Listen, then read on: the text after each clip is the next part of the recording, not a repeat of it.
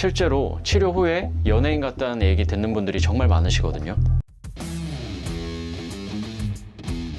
안녕하세요, 치과왕입니다. 저희 치과에 오시는 많은 분들이 연예인 치아 사진을 들고 오시는 경우가 많거든요. 사실 일반인들의 라미네이트와 연예인들의 라미네이트는 차이가 있거든요. 가장 큰 차이는 무엇일까요? 오늘 그걸 좀 말씀드리겠습니다.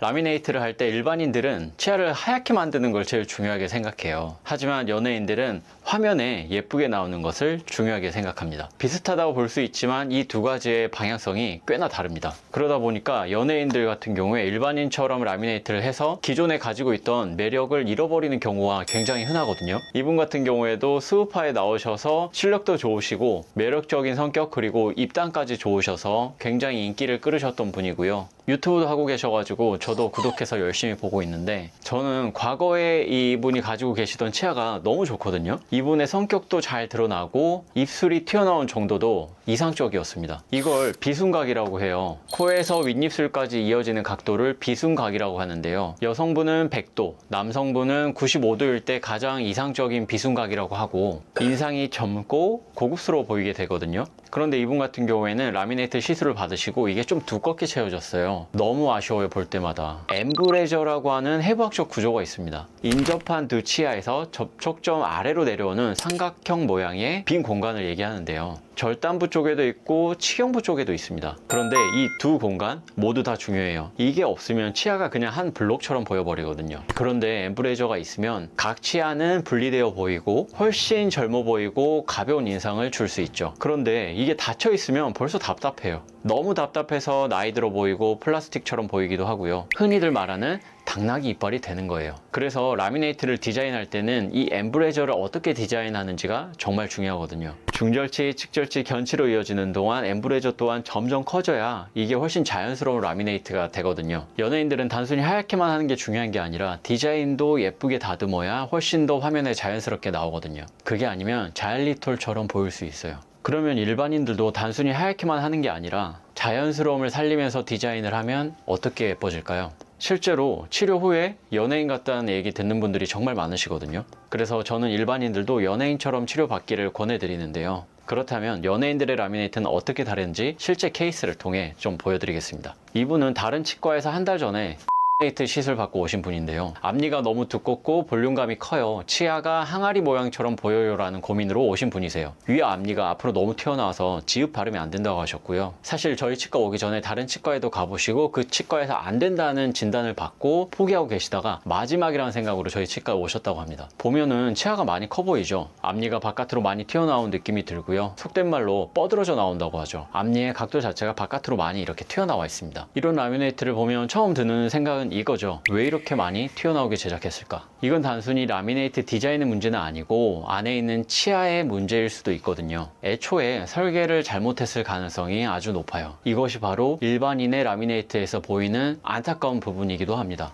비순각을 고려하지 않고 라미네이트를 하게 되면 이렇게 당나귀처럼 보이는 라미네이트를 갖게 될 수도 있는 거죠. 더 큰 문제는 윗니가 튀어나오다 보니까 아랫니랑 닿질 않는 건데요. 발음이 안 되는 것도 문제지만 앞니를 거의 사용할 수가 없어요. 라면 같은 거를 드시려고 하면 앞니끼리 닿아서 끊어 먹을 수가 있어야 되는데 그게 안 되니까 끊어 드실 수가 없는 거죠. 특히 연예인 라미네이트를 할 때 절대 피해야 하는 것이 이렇게 시옷 형태의 라미네이트 디자인입니다. 입체적인 느낌을 주려고 이렇게 디자인을 하면요, 입술은 탱탱해지지만 앞니는 튀어나오게 되고요, 치아는 꽉 차 보이고 기능적으로 발음도 어렵죠. 앞니 라미네이트 시술 후에 결과가 좋지 않아서 상담받으러 오시는 분들의 상당수가 이렇게 앞니가 튀어나오고 꽉 찬 느낌 때문이에요. 라미네이트를 입체적으로 디자인하기 위해서는 스마일 라인을 이상적으로 설계하고 엠브레저를 충분히 열어주면 될 뿐이지 튀어나오게 입체적으로 만드는 것과는 전혀 관계가 없습니다. 차라리 약간 옥리처럼 디자인하는 게 훨씬 예뻐요. 그러면 일반인에게 라미네이트 하듯 튀어나오게 만들어진 라미네이트는 어떻게 수정할 수 있을까요? 그 답은 연예인 라미네이트에 있습니다.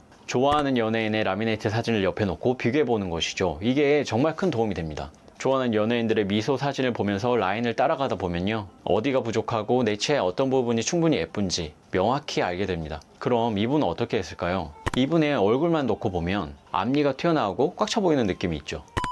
앞니와 비교하면 색깔이나 절단면이 반듯한 것은 사실 크게 차이가 없습니다.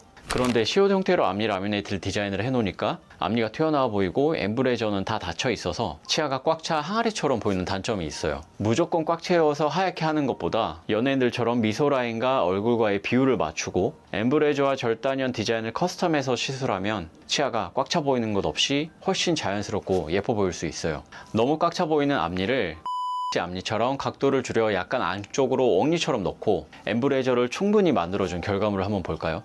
참고로 아랫니는 기존 라미네이트를 그대로 두고 윗니만 다시 치료하셨어요. 윗니와 아랫니 사이의 틈을 이상적으로 줄여서 기능적으로 일단 발음이 회복됐고요. 앞니가 튀어나간 각도도 줄여서 비순각을 100도 정도로 이상적으로 만들었습니다. 훨씬 더 세련되고 젊은 느낌을 주죠. 입체감이 살아나면서 그동안 앞니에 집중됐던 시선을 얼굴 전체로 열어주면서 상안모와 중안모의 경계도 뚜렷해졌고요. 세련됨과 뚜렷함이 살아나게 되죠.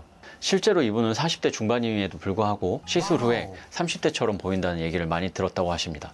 이해가 되지 않나요? 자, 어떤가요? 라미네이트 어디서 하든 거기서 거기라고 생각하셨는데 실제로 치료해둔 결과물을 보니까 정말 차이가 크지 않나요? 이런 건 치과 의사가 어떤 디자인 철학을 갖고 있는지도 관련이 깊어서요. 병원마다 차이가 있을 수밖에 없죠. 그리고 더 중요한 건 아무래도 환자분과 소통하려는 마음가짐 아닐까요? 앞으로도 유튜브에서 이런 내용들을 많이 보여드릴 건데요. 제 인스타그램에도 이런 관련된 내용들이 많이 있기 때문에 미리 궁금하신 분들은 인스타그램에 오셔서 보셔도 좋습니다. 반응이 좋으면 2탄으로 돌아오겠습니다. 시청해 주셔서 감사합니다.